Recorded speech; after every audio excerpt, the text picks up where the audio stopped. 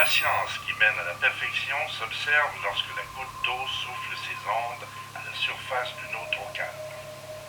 Issue du chaos, cette goutte d'eau génère les oscillations parfaites qui, au lieu de la perturber, insufflent à la surface un mouvement méthodique qui mène inévitablement au changement. Chute après chute, plongée après plongée, c'est sans relâche que chaque molécule d'eau se balance au bras de la gravité afin de créer une valse ondulatoire. L'être humain, à l'instar de la goutte d'eau, se doit d'inciter le changement afin d'aspirer à la perfection en misant sur la patience et la persévérance.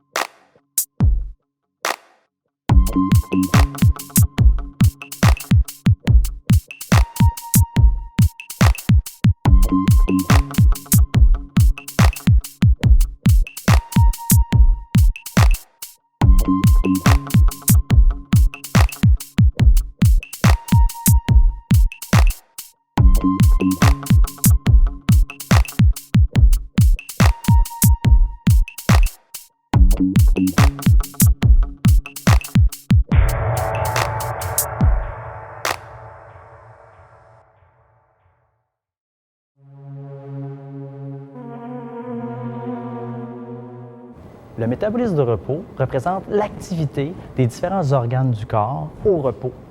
Ça représente en fait le nombre de calories que nous dépensons à rien faire.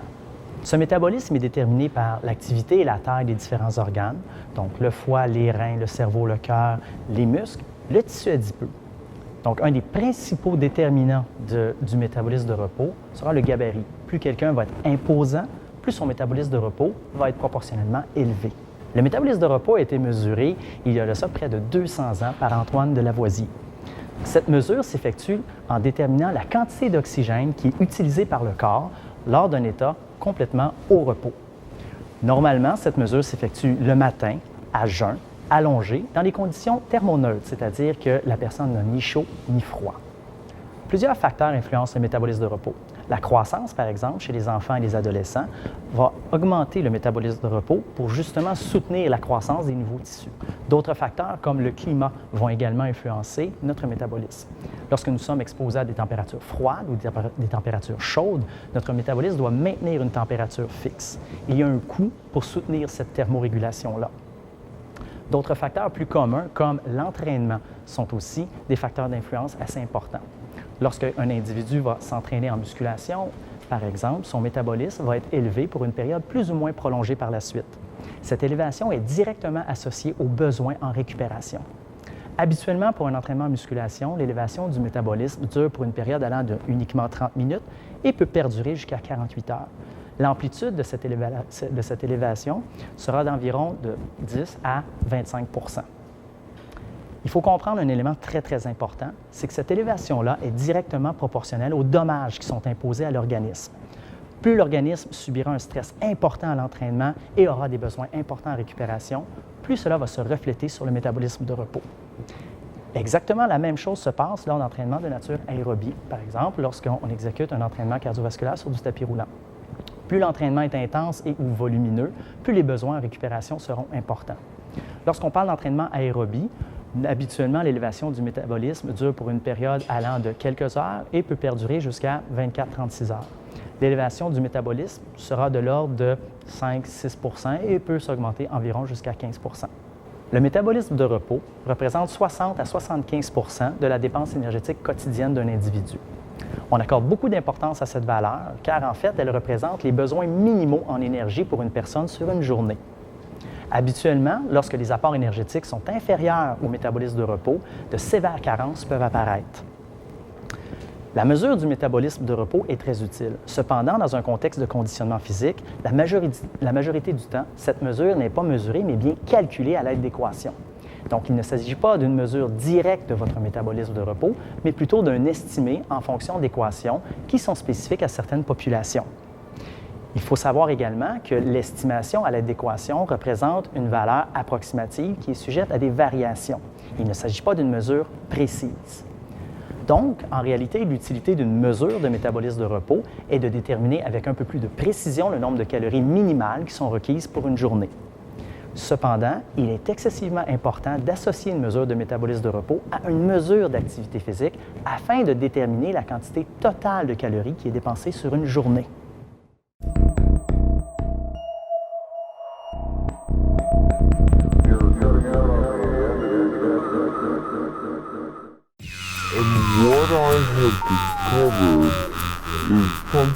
Plusieurs d'entre vous ont sûrement déjà évalué leur composition corporelle, soit à l'aide de mesures anthropométriques, les fameux plis cutanés, circonférences et compagnie, ou soit par une méthode qui gagne en popularité, qui est la bioimpédance. Donc, on parle de mesures de composition corporelle avec l'aide d'un courant électrique. Alors que les mesures anthropométriques dépendent des plis cutanés et des circonférences, la bioimpédance, elle, dépend des propriétés de passage d'un courant électrique. La personne subissant l'évaluation ne sent absolument pas le courant passer. Cependant, ce courant est influencé par les propriétés du corps. Donc, on parle du niveau d'hydratation, de la quantité de gras et de la quantité de masse maigre. C'est justement au niveau de l'hydratation que nous allons effectuer un petit test. Nous allons vérifier l'impact du niveau d'hydratation d'un individu sur les mesures de composition corporelle. Nous allons tenter de déterminer si les mesures anthropométriques et si les mesures par bioimpédance sont influencées par un niveau d'hydratation différent. Donc, un niveau de déshydratation et un niveau d'hyperhydratation. Le protocole que nous allons utiliser pour déterminer l'influence du niveau d'hydratation sur deux mesures de composition corporelle est le suivant. Nous avons deux participantes. Toutes deux seront pesées et évaluées selon des mesures anthropométriques et selon les mesures de bioimpédance. Par la suite, la première participante devra boire 1 litre d'eau. La seconde participante nous servira de contrôle, donc elle ne subira pas les interventions au niveau de la consommation d'eau et au niveau de la sudation provoquée.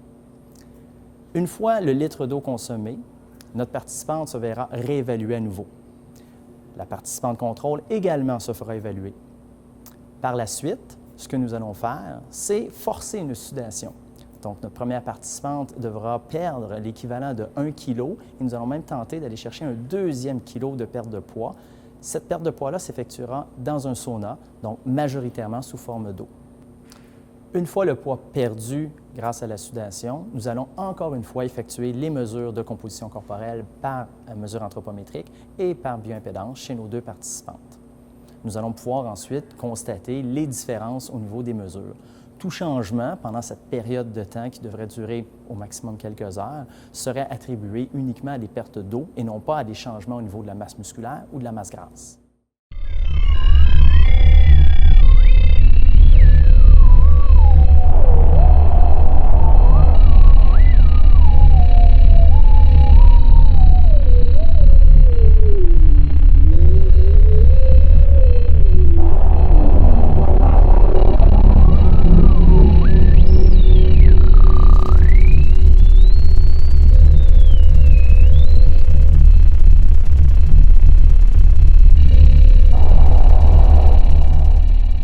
Va agir comme contrôle, c'est-à-dire qu'elle n'ira pas boire l'eau ou suer dans le sauna par la suite.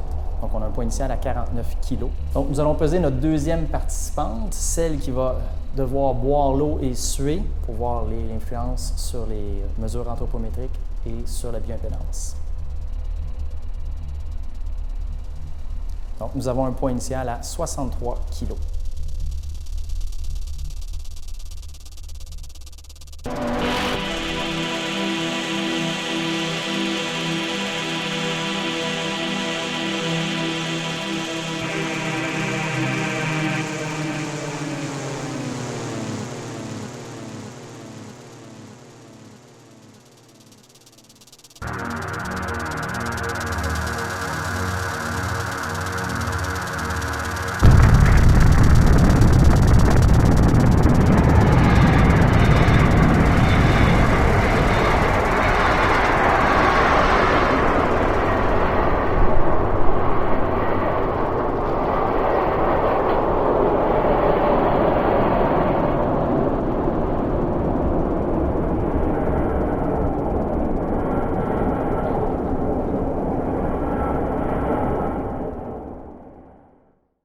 Lors de notre expérience, nous avons tenté de déterminer si la bioimpédance, une mesure de composition corporelle, est influencée par le niveau d'hydratation d'un participant. Pour ce faire, nous avons exposé notre athlète à des conditions différentes, soit un niveau hyperhydraté, en la forçant à consommer 1 litre d'eau, et un niveau déshydraté, en la forçant à suer dans le sauna et perdre l'équivalent de 1 kg de poids corporel sous forme d'eau. Les résultats ont été quelque peu surprenants. Notre participante, en état hyperhydraté, a donné des valeurs de masse grasse de 15 kg, des valeurs de masse musculaire de 24,7 kg. Dans un état déshydraté, donc en perte d'eau, il faut noter que les compartiments de masse grasse et de masse maigre n'ont pas changé.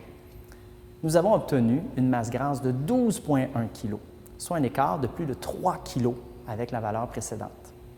Pour la masse musculaire, nous avons obtenu des valeurs de 26,6 kg. Ce que nous pouvons comprendre de ces résultats est que le niveau d'hydratation influence grandement la mesure de bioimpédance. Habituellement, cette mesure nous permet de déterminer une valeur transversale, c'est-à-dire une valeur initiale de composition corporelle. Cependant, comme le niveau d'hydratation peut varier dans le temps, il est peu recommandé d'utiliser la bioimpédance pour faire une comparaison pour mesurer le changement de composition corporelle. Selon nous, il est facile d'obtenir des écarts de plus de 1 kg sur la masse grasse ou sur la masse musculaire. Ces écarts sont uniquement causés par un biais de mesure et ne sont pas associés à des changements de composition corporelle. Il faut donc se méfier des résultats obtenus à la suite d'une mesure de bioimpédance. Ces valeurs peuvent sembler intéressantes, mais peuvent difficilement quantifier avec précision les changements de composition corporelle dans le temps. Nous avons effectué conjointement des mesures anthropométriques pour déterminer la composition corporelle. Ces mesures ont été peu influencées par les changements d'hydratation. Le seul facteur influençant les changements de masse grasse et de masse maigre et de masse musculaire lors de la mesure anthropométrique ont été les fluctuations de poids. Dans le but de détecter le changement ou l'évolution de la composition corporelle, nous nous permettons donc de recommander l'utilisation de mesures anthropométriques plutôt que de mesures de bioimpédance.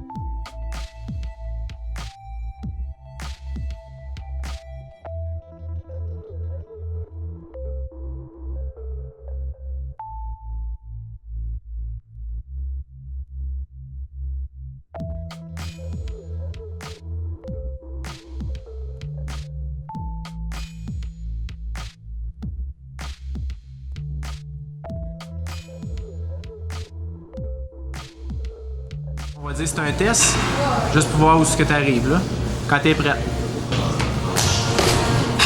Ça peut finir comme ça et faire le mouvement enchaîné ensuite, ça peut finir debout. OK.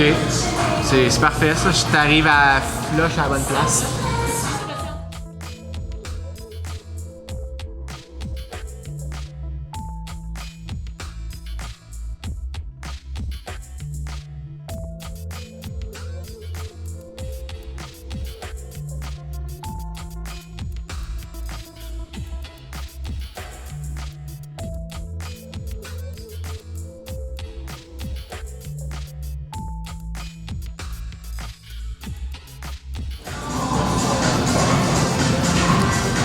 C'est bon ça? J'étais pas. C'est bon.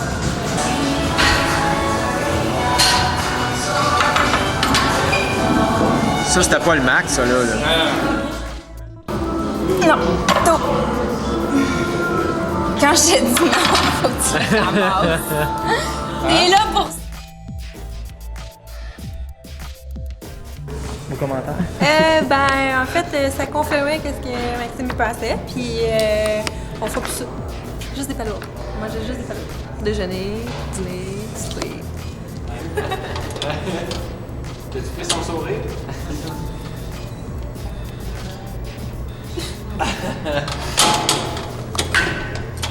Good. OK. Done. Just press. J'étais prête pour le prochain, man. I'm on top of my game. That's it, yo.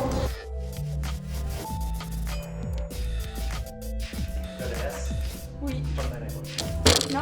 Non. Mais on le voit pas jusque-là, non? C'est pas grave. Ça paraît parce que ça fait que tes épaules sont très basses. Ah, ok.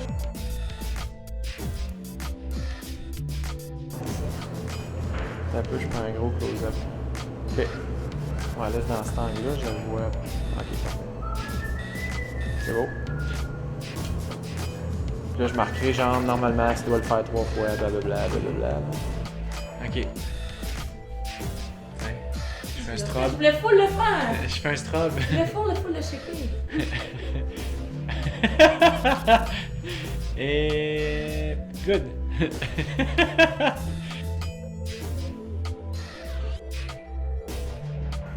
Pendant l'entraînement, il faut fournir des liquides et des glucides qui sont utilisés par les muscles. Il faut aussi rester concentré pendant la durée de l'entraînement et il faut épargner nos réserves de glycogène pour accélérer la récupération et favoriser une performance.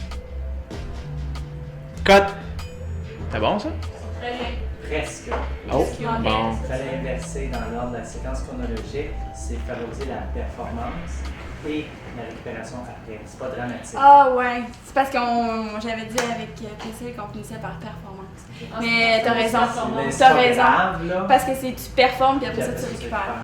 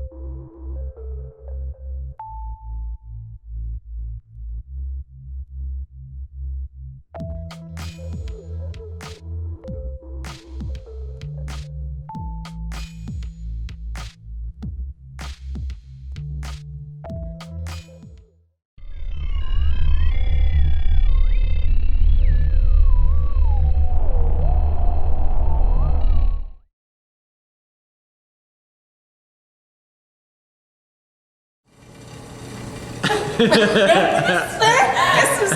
viens de suite? Mais là,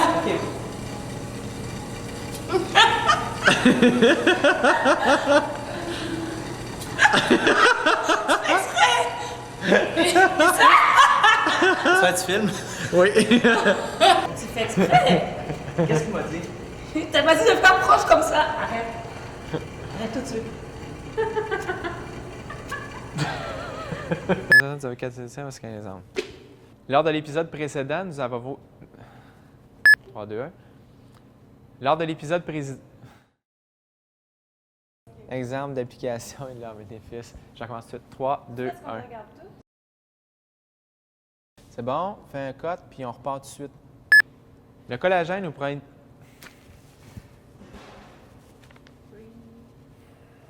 Attends. OK.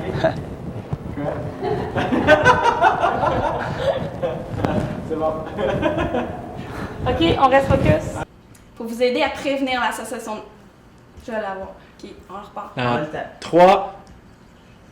Il est vrai qu'à court terme, ça va vous aider à vous stimuler. Mais à moyen ou long terme, ça peut vous aider, en fait, ça va vous nuire d'une certaine façon. Je recommence. À moyen et long terme, ça va nuire à vos performances en limitant, ça va nuire à vos performances car ça va nuire. Je suis d'accord, ça. Dites-moi go quand. Moi, je suis pas habitué à TV, fait que tu me dis go quand c'est sûr que je parte. Gang de bébé! On est prêt? Non! Elle a fait une roue latérale, que j'ai fait.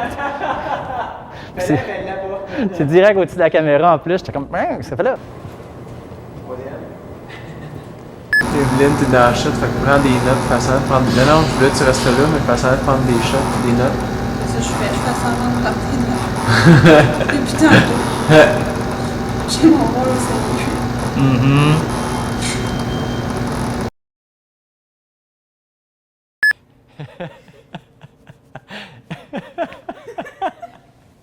J'ai plus de salive. Péage de 30 ans. Je perds 10%, 5%, 3%. Un. 1% de collagène par année. Yes, le gros! Là. Il y a du stock utilisable là, dans ce que tu fais. Ouais, Ben oui, ok. oui, oui. Bon, c'est juste des bloopers, là. On reste focus, gang. On la reprend. Moi, j'aime ça, les bloopers. Est-ce que je te vois à la face? Ah, j'ai piqué. Mais là... C'est Antoine de Lavoisier. Il y a quelques... On reprend. Oui, ça allait bien. 4e. Dernière, je close. Dès l'âge de 30 ans, on perd un passé à parent de collège. Excusez. Dans 3, 2. C'est sûr, c'est un blooper, là aussi. Un peu plus. Vous réhydratez plus rapidement. L'appétit peut être décrit comme une motivation interne à aller rechercher la nourriture et éventuellement l'ingérer. Il faut pas se tromper. Il faut... Ça contient ça. Prends le temps de manger, puis saute pas de repas. C'est ça.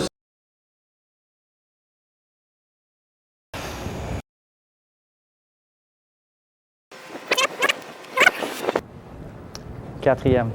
Dernière, je close.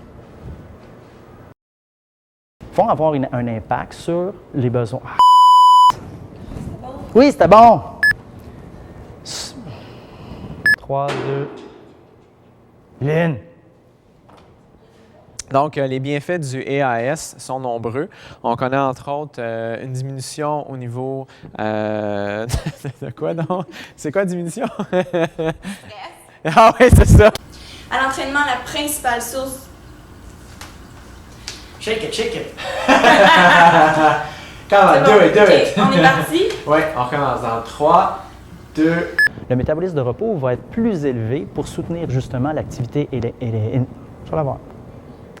Faites juste attention au banc qui fait squeak squeak, s'il vous plaît. Je t'ai vu regarder quand ça fait squeak squeak, puis ça m'a scrappé. Cependant, non, c'est pas ça que je veux dire. Je vais l'avoir. Je m'excuse pour ton montage.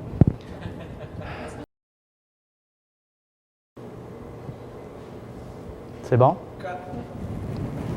That's it? C'est quoi la fille? C'est quoi la fille? Sinon, ça ne tirera jamais.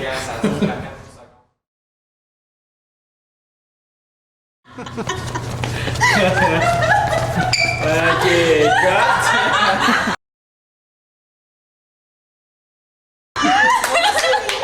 On a full souris, man! C'est ça? C'est dans la boîte!